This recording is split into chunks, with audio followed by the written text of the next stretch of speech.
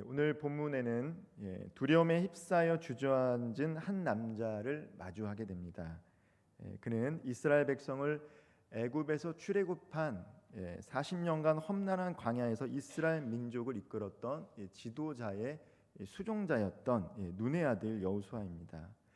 모세의 죽음 이후에 이제 여호수아는 새로운 리더로서 이스라엘 사람들을 이 광야길을 인도해야 되는 그 막중한, 그리고 가나안 땅을 차지해야 되는 이 막중한 과업을 이어받게 되었습니다. 그런데 오늘 이 상황 속에서 여호수아는 매우 두려웠다라는 것을 알 수가 있습니다. 왜냐하면 하나님께서 여호수아에게 두려워하지 말라라고 하는 것이죠. 수종자일 때는 모세가 맡겨진 일을 행하기만 하면 됐는데, 이제 공동체를 이끌어 가야 되는 리더가 되어야 했기 때문에 의사 결정을 해야 되고, 자기가 한 결정에 따라 책임을 지는 자리에 있기 때문에 이 여호수아에게는 많은 부담감과 함께 그 부담감이 컸기 때문에 두려움으로 찾아온 것 같습니다. 이 두려움이라는 감정은 나쁜 것은 아니죠. 인간 본성에 두려워하는 마음이 있어야지 외부로부터 오는 위험 요소로부터 우리 자신을 지키고 준비할 수 있기도 합니다. 그러나 지나치게 무엇인가를 두려워하다 보면 그 두려워하는 대상에 올무가 되기 쉽고, 특별히 영적으로는 믿음이 약해지게 됩니다. 그래서 하나님은 인간을 격려하실 때 끊임없이 사용하셨던 이 말씀이 두려워하지 말라, 놀라지 말라, 내가 너와 함께함이니라라는 말씀이기도 합니다. 우리 인생의 뜻하지 않은 상황과 환경으로 말미암아 우리를 두렵게 할 때가 찾아옵니다. 이 여호수아는 이제 리더로서 막중한 일을 감당해야 하는 것이 그에게는 두려움으로 찾아온 것이죠. 내가 이제 어떠한 의사 판단을 하게 될 때, 그 결정을 할 때, 그 결정으로 인해서 일부분은 혜택을 받고 좋을 수도 있지만, 또 반대편에 있는 사람들을 생각하니까 늘 갈등과 불화 속에서 무엇인가를 선택해야 되는 그 리더로서의 그 삶이 결코 쉽지 않다라는 것을 여호수아는 너무나도 잘 알았습니다. 심지어 몇십만에 달하는 사람들을 이끌었던 모세도 광야에서 이스라엘 백성들에 의해 돌에 맞아 죽을 뻔한 적이 있다라는 것을 여호수아는 너무나도 잘 알았기 때문에 지금 눈앞에 따르던 모세가 없는 상황 속에서 이제 그 많은 사람을 이끌려고 하니까 두려울 수밖에 없다라는 것이죠. 그러나 하나님께서는 그 두려워하는 여호수아에게 지금 이것은 인생의 걸림돌이 아니라 디딤돌이 될 것이다 라고 말씀해 주고 있습니다. 특별히 오늘 7절과 8절 말씀에 형통하게 될 것이다 라는 단어가 나옵니다. 조건이 있긴 합니다. 하나님께서 여호수아에게 말씀하실 때 이 조건을 행하면 형통하게 될 것이다를 여호수아에게 말씀해 주고 있는데, 우리 개역개정으로는 형통이라고 번역을 하고 있지만 이 세 번역 성경을 찾아보면 성공이다라고 합니다. 그러니까 하나님께서 이러이러하면 너의 인생을 성공한 인생이 되게 하겠다라고 말씀해주고 있죠. 두려움 상황 속에서 오히려 그것이 걸림돌이 아니라 디딤돌이 되어서 성공한 인생, 형통한 인생으로 인도하시겠다라고 우리 하나님께서 약속하시는 것입니다. 삶을 살다 보면 지금은 커다란 문제처럼 느껴지는 것이 시간이 지나고 나서 그 모든 문제들이 해결되었을 때 뒤를 돌아보면 내가 왜 그때 그러한 말을 했고 그러한 감정을 느꼈고 그러한 선택을 했을까. 또 젊은 사람들 말로는 이불킥이라고 하죠. 부끄럽다는 것입니다. 지난 날을 보니까 내가 왜 그때 그렇게밖에 행동하지 못했을까. 아무래도 삶을 살아오면서 험난한 시간과 여러 가지 것들을 경험하면서 인생의 역치가 높아진 상황 속에서 뒤를 돌아봤을 때는 그 순간이 결코 그전에는 그렇게 어려웠는데 지나고 보니까 그렇지 않은 경우들을 인생을 살다 보면 한 번씩 경험할 때가 있습니다. 내가 왜 그때 그렇게 두려워했었지? 내가 왜 그때 그러한 말과 행동을 했었지? 한 번쯤은 우리가 경험해 봤을 줄 믿습니다. 모세가 죽고 여호수아가 새로운 지도자가 되었을 때 여호수아는 눈이 껌뻑했습니다. 두려웠던 것이죠. 아무것도 보이지 않았습니다. 그런데 하나님께서는 여호수아의 감정과 상관없이 새로운 사명을 주고 계십니다. 오늘 본문 2절 말씀을 제가 다시 한번 읽어보도록 하겠습니다. 2절 말씀 제가 읽겠습니다. 내 종 모세가 죽었으니 이제 너는 이 모든 백성과 더불어 일어나 이 요단을 건너 내가 그들 곧 이스라엘 자손에게 주는 그 땅으로 가라. 여호수아는 매우 두렵습니다. 따랐던 모세가 죽었고 많은 백성을 이끌었던 리더가 사라진 입장에서 모세와 함께하면 어떻게든 할 수 있는데 없는 상황 속에서 두려워하고 있는데, 하나님은 무심하게도 너무나도 쉽게 모세는 죽었으니 이제 너가 그 일들을 감당해라, 너무나도 쉽게 이야기하고 계십니다. 모세에게는 조금 섭섭하게 들릴 수도 있겠지만 하나님은 두려워하는 여호수아에게 모세를 대신해서 이제 너에게 새로운 사명을 주겠다, 계속해서 그 일들을 감당해라 라고 말씀하신 것입니다. 여호수아의 눈과 이스라엘 백성들의 눈에 이 모세가 아무리 위대해 보인다 할지라도 하나님께서는 모세를 통해서 이스라엘 백성을 이끌으셨던 것처럼 이제 여호수아와 함께 이스라엘 백성을 이끄시겠다라는 것이죠. 노예의 땅 애굽을 젖과 꿀이 흐르는 가나안 땅을 정복하여 그 땅의 주인이 될 것이라는 꿈의 비전을 이제 다시금 모세에서 여호수아에게 주고 있는 장면입니다. 하나님이 모세에게 주신 사명과 여호수아에게 주신 사명은 분명 달랐습니다. 모세에게 주어진 사명이 무엇입니까? 애굽에서 종살이했던 사람들을 출애굽시킨 것이죠. 그리고 그들을 광야길로 인도했던 것이 모세가 감당해야 하는 사명이었습니다. 그렇다면 여호수아에게 주신 사명은 무엇입니까? 광야 생활을 하고 있던 그들을 약속의 땅 가나안까지 인도하는 것이 바로 여호수아의 사명이었습니다. 그리고 거기서 이방 족속을 몰아내고 땅을 차지하는 것이, 그리고 점령하는 것이 여호수아의 사명이었다라는 것이죠. 여호수아는 자신과 모세를 비교하며 두려워했습니다. 모세가 했던 그 일들을 내가 할 수 있을까? 그 두려움이 찾아온다라는 것이죠. 그런데 우리가 이 말씀을 통해서, 하나님께서 너무 담담하게 말씀하시는 이 말씀을 통해서 우리는 모세는 모세의 역할이 따로 있고 여호수아는 여호수아의 역할이 따로 있다라는 것을 알 수가 있다는 것이죠. 출애굽시키는 사람이 있으면 정복하는 사람이 있고, 이후에 가나안 땅에서는 그것을 지키는 사람들이 또 필요하다는 것이죠. 시대마다 필요한 사람들과 역할이 있는데 하나님은 모세를 불렀고 이제 다시금 여호수아를 불러서 그 사명을 감당케 하시는 것입니다. 두려워하는 여호수아에게 하나님은 질책하지 않으셨습니다. 사내가 이렇게 두려워해서 되겠냐라고 질책하지 않으셨죠. 두려워하는 그 감정을 있는 그대로 하나님도 알고 계셨습니다. 그리고 어떻게 말씀하십니까? 6절 말씀을 제가 다시 한번 읽어보도록 하겠습니다. 강하고 담대하라. 너는 내가 그들의 조상에게 맹세하여 그들에게 주리라 한 땅을 이 백성에게 차지하게 하리라. 아멘. 이 말씀은 마음을 흔들림 없이 견고하게 유지하라는 것입니다. 두려워하는 마음을 갖고 있는 여호수아에게 하나님께서 말씀하고 계신 것은 견고하게 흔들리지 않는 마음을 지금 가져야 된다라고 이야기하는 것이죠. 두려워하면 어떻게 됩니까? 사람이 두려워하면, 특별히 믿음이 있는 그리스도인들이 무엇인가로 인해서 두려워하는 마음이 생기면 어떻게 됩니까?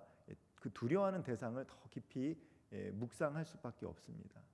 두려워하는 것에 더 빠지게 될 수밖에 없다라는 것이죠. 그 상황에 빠지게 됩니다. 그러면 어떻게 됩니까?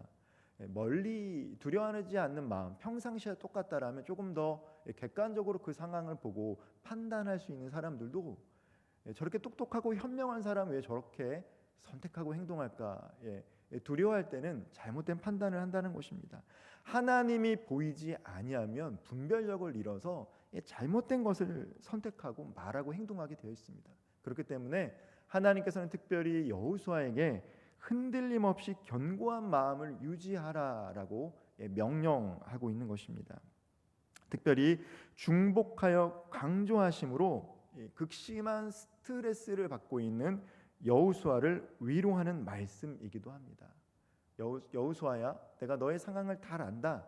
그러니 마음을 견고히 해라, 담대히 가져라 라고 한편으로는 위로하는 말씀이기도 합니다.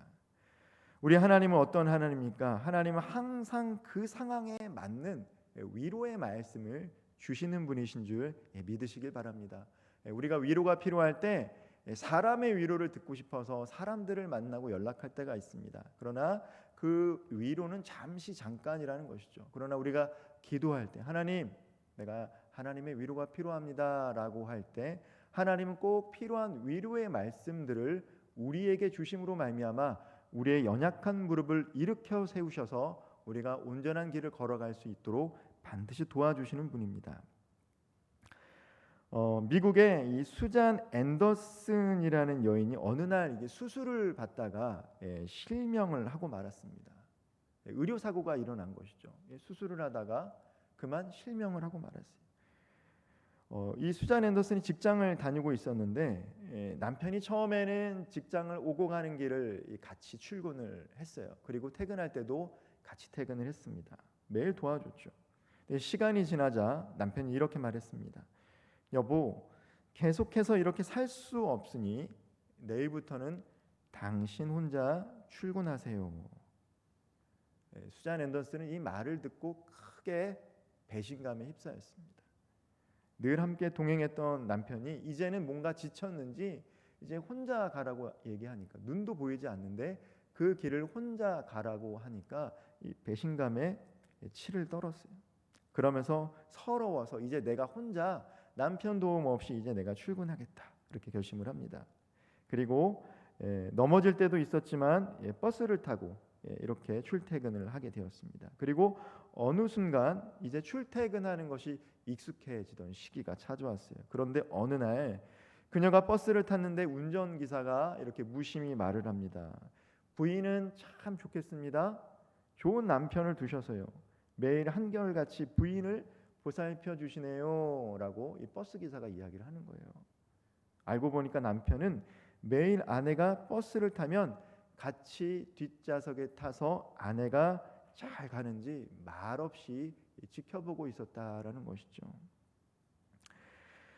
우리 하나님이 이런 하나님입니다.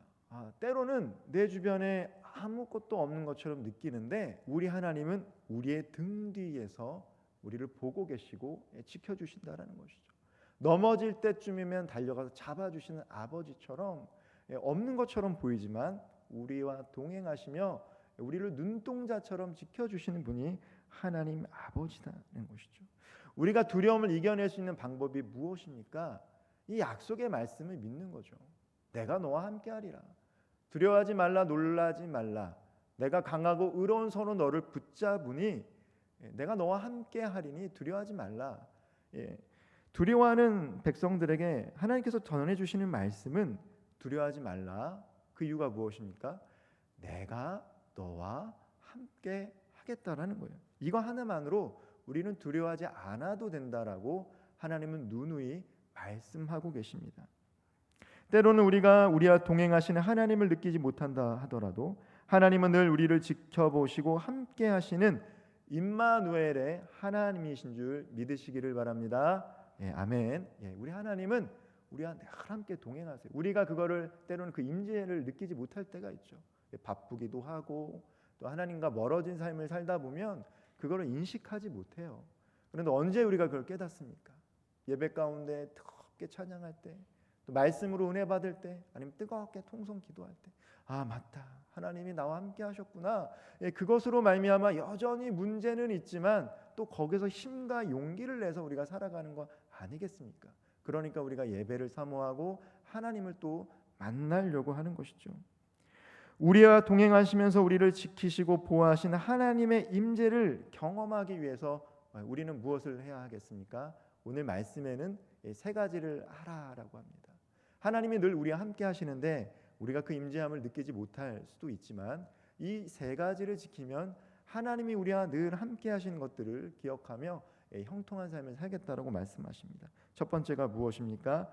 말씀을 묵상하라라는 것입니다. 8절 말씀을 제가 다시 한번 읽어보도록 하겠습니다. 이 율법책을 내 입에서 떠나지 말게 하며 주야로 그것을 묵상하여 그 안에 기록된 대로 다 지켜 행하라. 그리하면 내 길이 평탄하게 될 것이며 내가 형통하리라. 먼저는 지키기 전에 해야 될 게 뭡니까? 말씀을 알려면 묵상을 하라는 것이죠. 하나님의 말씀을 읽는 것으로 그치는 것이 아니라 묵상하다라는 말은 무엇입니까? 소가 되새김질을 하듯이 그 말씀이 내 안에 내면 가운데 깊이 새겨지는 걸 의미해요. 단순히 머리로 기억하는 것이 아니라 읊조리기 때문에, 묵상하기 때문에, 소가 되새김질을 하기 때문에 그 말씀이 내 안에서 살아 역사하는 것이죠. 그래서 어떤 상황에 그거를 탁 치면 그 말씀이 생각나고 말씀이 나오기 때문에 그 상황을 이길 수 있는 상황이 될 수 있다는 것입니다.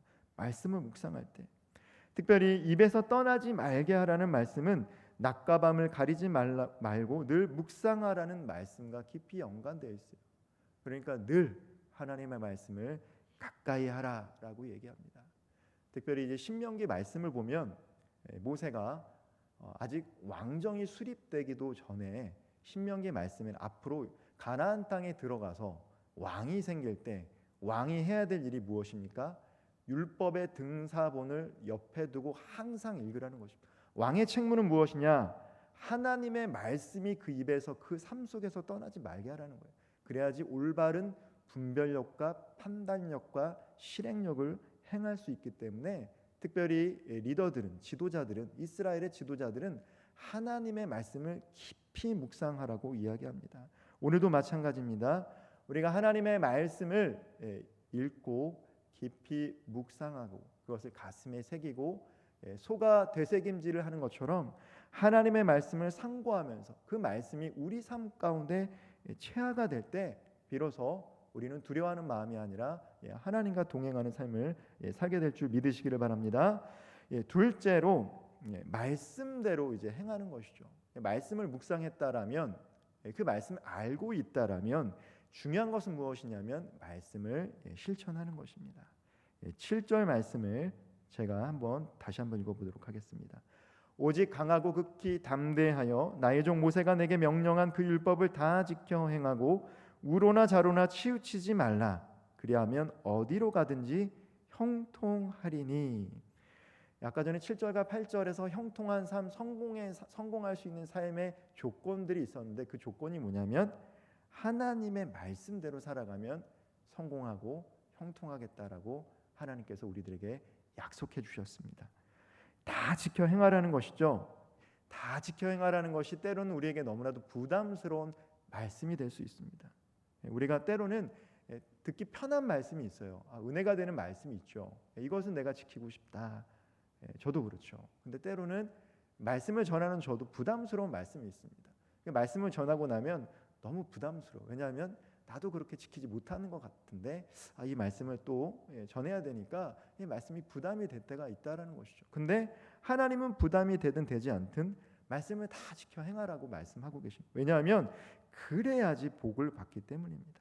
선택적으로 하나님의 말씀을 편취하면 복 받는 삶을 살 수 없습니다. 때로는 버겁지만 그 말씀을 그대로 받아들이고 지켜 행하는 삶, 우리가 의지를 갖고 결단하면 성령님께서 우리 함께 하시기 때문에 그러한 말씀을 지키는 삶을 살아갈 수 있도록 인도하시기 때문에 그러한 삶을 살아갈 때 형통하게 인도해 주신다라고 분명히 약속하셨습니다. 오늘 이 금요기도에 나오신 모든 성도님들, 하나님의 말씀을 편식하는 것이 아니라 내게 불편한 말씀이든 내게 기쁨이 되는 말씀이든 그 말씀을 받아서 먹고 늘 실천할 수 있는 귀한 성도님들 되기를 주님의 이름으로 축복드리겠습니다. 또한 마지막으로 하나님과 동행하는 삶 살아가기 위해서 필요한 것이 무엇입니까? 우리의 마음 가운데 앞서도 말했지만 흔들리지 말라는 것입니다. 7절 말씀을 읽지는 않겠지만 앞에서 읽었기 때문에 좌로나 우로나 치우치지 말라. 하나님께서 말씀하신 것입니다. 치우치지 마, 흔들리지 마라. 하나님의 말씀의 올바른 의미를 깊이 묵상을 통해서 확인했다라면, 그리고 그 토대 위에서 말씀을 가지고 삶을 살아간다고 한다면 흔들리지 말라라는 것이죠. 왜 흔들리지 말라고 이야기하십니까? 그렇게 살아가는 것이 결코 녹록치 않고 쉽지 않을 수 있다라는 것을 하나님 말씀하시는 것입니다. 흔들리지 않기 위해서 성령을 간구하고 성령의 인도하심을 받아야 됩니다. 우리가 교회 안에서 성도들과 신앙생활을 할 때는 그래도 괜찮아요. 믿는 사람들이니까 이해해 줍니다. 때로는 갈등이 있고 다툼이 있지만 그래도 예수 그리스도 안에서 화해될 수 있습니다. 그러나 세상에서 믿지 않는 사람들과 함께 삶을 살아갈 때 세상의 논리와 세상의 법칙과 세상의 다스림을 받는 사람들과 하나님 나라를 위해서 하나님 말씀의 다스림을 받는 사람들이 살아갈 때 거기서 오는 영적인 부딪힘은 결코 쉽지가 않다라는 것이죠. 세상 속에서 말씀을 가지고 그 말씀대로 살아간다. 말은 쉽지만 지켜 행하기가 너무나도 어렵습니다. 그렇게 살아갈 때 물론 하나님이 복 주시지만 처음에는 핍박이 있고 어려움이 있을 수 있어요. 근데 그때 어떻게 해야 됩니까? 흔들리지 말아야 된다는 거예요. 저 사람도 예수 믿고 교회 다니는데 저 사람은 저렇게 행동하는데 나라고 이렇게 행동한다고 뭐가 달라지겠나? 그런 게 우리들 마음 가운데 있죠. 많은 사람들이 이렇게 가는 게 옳은 길처럼 보이는데 내가 이렇게 한다고 뭐가 달라지겠나? 나도 뭐 이렇게 살아가면 되지. 그게 어떤 길입니까? 넓은 길이죠. 넓은 길. 예수님은 어떻게 말씀하셨습니까? 구원에 이르는 길은 좁다라는 것이죠. 그 좁은 길은 하나님의 말씀을 의지하는 삶을 살아가기 때문에 결코 쉽지 않다라는 것입니다. 근데 하나님께서 어떻게 말씀하십니까? 흔들리지 말라라는 거예요. 비록 세상 속에서 그렇게 살아가는 사람이 많이 없다 할지라도 이 길이 형통한 삶이고 이 길을 살아갈 때 성공한 삶을 살아갈 수 있으니까 주님 보시기에 성공한 삶을 살아갈 수 있으니까 흔들리지 말라라고 얘기합니다. 즉 하나님 편에 서서 삶을 살아가라라고 이야기하시는 거예요. 남북전쟁이 한참 막바지로 치닫고 있을 무렵에 수많은 젊은이들이 남북전쟁 가운데 죽어갔습니다. 양측이 젊은 사람들이 죽어가는 것이기 때문에 또 같은 민족 가운데 나라 가운데 전쟁을 하는 것이기 때문에 안타깝죠. 양측의 운명이 걸린 대전투를 앞둔 밤 링컨 대통령은 깊은 번민 속에 빠졌습니다. 그 모습을 본 참모들이 대통령을 위로했어요. 각하 염려하지 마십시오. 하나님이 우리 편에 계십니다. 이 말이 어떤 말입니까?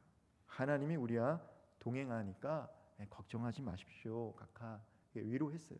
그러자 링컨이 했던 말이 이렇습니다. 그것은 적군도 그렇게 생각할 거야. 중요한 것은 과연 우리가 하나님 편에 서 있느냐 하는 것이지. 링컨은 백악관을 기도실로 만들었다라고 하는 링컨은 남달랐던 것 같아요.